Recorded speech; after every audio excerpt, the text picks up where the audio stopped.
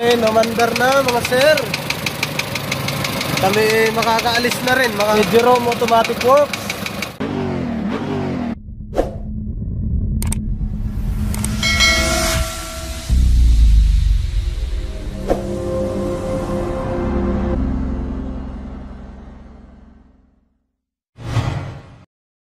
What's up?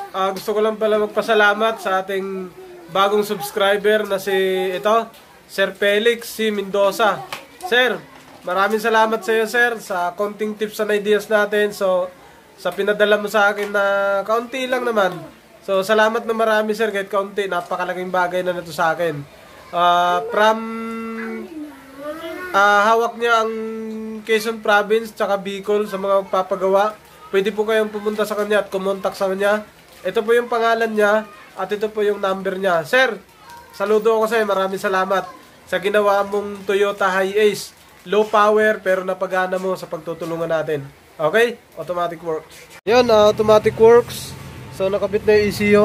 Ang ECU kasi linis tsaka power up lang muna ang ginawa. Kasi hindi naman nasunog yung mga diode. So, ngayon, nag-blade ako sa diesel. Okay naman yung pasok. Galing sa feed pump papunta rito sa hose. Yung feed pump niya nandun sa kabila. Tapos papunta rito. Ayun, nagbomba ako, 2 bomba lang. Tumagas yan sa ilalim. Ngayon, ito ang return. Tinanggal ko yung feed niya sa high pressure pump. Ngayon, papa-startin namin. Start mo ulit nung. Start. Oo. Tingnan nyo kung malakas o mahina yung diesel. Dapat nasa 18. Yun. Ganyan diesel niya. Op! Ganun kahina. So, hindi po siya i-start. Sa kanyang sitwasyon, hindi po i-start yung sasakyan.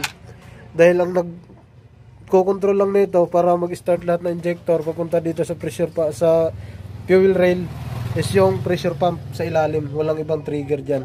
Okay? So, yun ang tatanggalin. Yan, Automatic Works. So, magbabaklas tayo ng fuel pump, high pressure pump. Ano siya? Paano ko ito nag-video? Yan, high pressure pump, nasa loob. Dami ng yelo dyan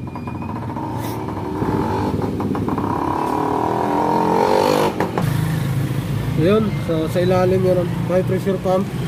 Bunutin lang natin na nakasaksak sa ECB. Kasi ang nangyari nito, yung gaya nga nung pinakita ko sa video, ganun po siya. Bali, ayaw na niya magbuga ng diesel. Okay. Ayaw na niya magbuga.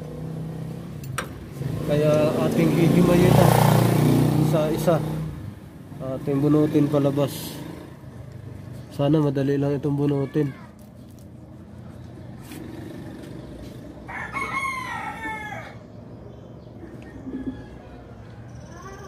Yun yung high pressure pump.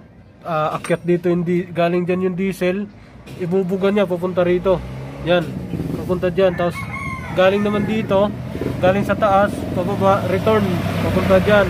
Tapos pabalik doon sa tangke. Ito malaki, yan yung supply. Yan, papasok doon sa ilalim, pahigop doon, palabas dito sa taas. So hindi na siya gumagana. Gumagana siya kaso mahina. Malakas pa yung ihi ng bata. So napakahina kasi may PSI ito. May kailangan sinusunod ng PSI o pressure para pumasok yung diesel at ipuslit niya na malakas, paangat. Papunta sa injector para mag-open yung injector natin. So baklasin ko muna mga sir. So nabaklas ko na, harness muna una. Tapos harness, bracket. Pagkatapos sa bracket, unahin mo muna yung naka-ibabaw na mga nakaharang, yung mga tubo na nandito. Yan, mga fuel line, tanggalin mo muna una yung harap, yung nakasagabal bago yung ilalim. Okay? Okay, so tayo po hindi naman mekaniko, auto electrician tayo. Bago niyo po ito tanggalin, dapat naka-top dead center yung sa ilalim. Yun, yung may guhit doon sa ilalim. Dapat ikutin natin sa top dead center yan. Para nakauno siya. So tingnan ko, turo ng kaibigan ko, iuuno ko daw yon. Okay, so hindi siya nakauno, kaya ikutin ko muna siya. Bunot na, yun lang pala. Subukan natin. Hey, wala pa rin Ito pa pala isa Meron pang flower. Dalawa pala ito Ayun.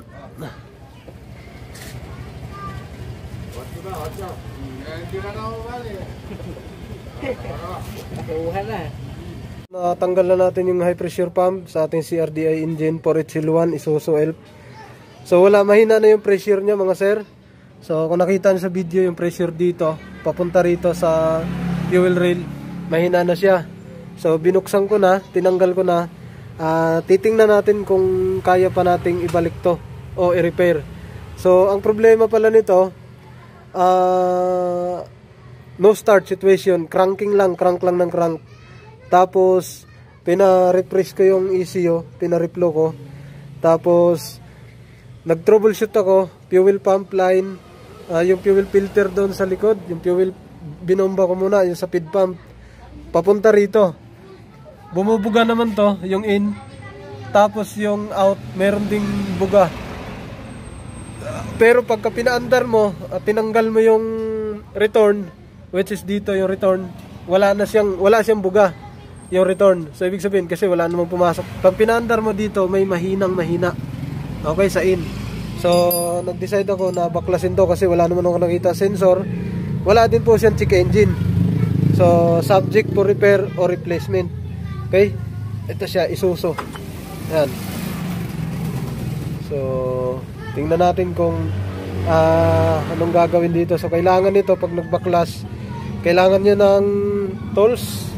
Kailangan ng 19, 17, 14, 12 Gs. Tapos socket, open socket na 15, 14, 17, 19, tapos Gs. Ayan. Tapos pang tanggal ng mga clip. Kailangan ito. So yun lang. Ito yung bagong surplus na pressure pump. So ikakabit natin dyan. So yung luma, tingnan natin kung gagana siya. So okay naman, wala naman ako nakitang, medyo ayos naman lahat. So tingnan natin kung anong magiging mangyari nito ngayon pag ikinabit. Naikabit na natin yung isang yung surplus na pressure pump. Subukan natin kung malakas yung bigay niyang diesel dito sa ating feed. Sir, sige, on mo susi.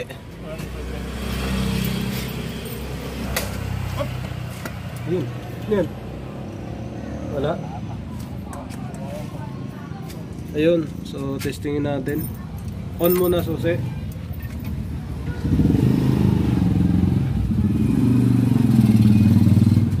On lang.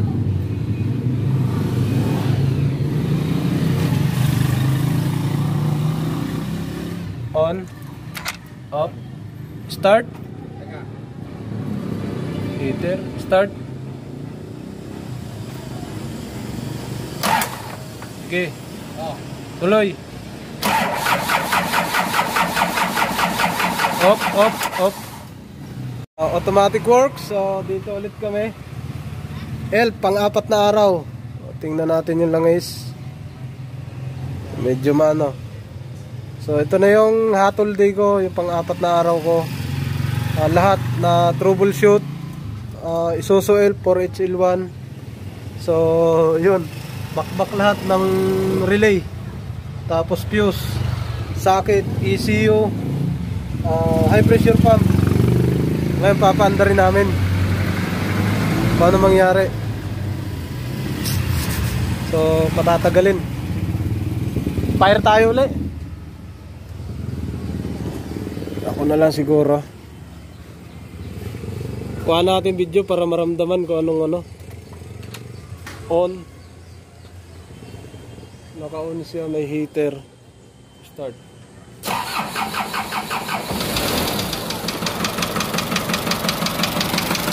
Yun. Nag-fire na, nag-fire. Nag-firing na ito eh.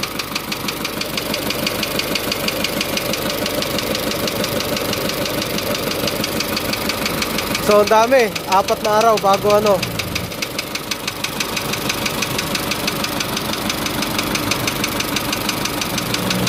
Nag-fire na ito eh. Wow.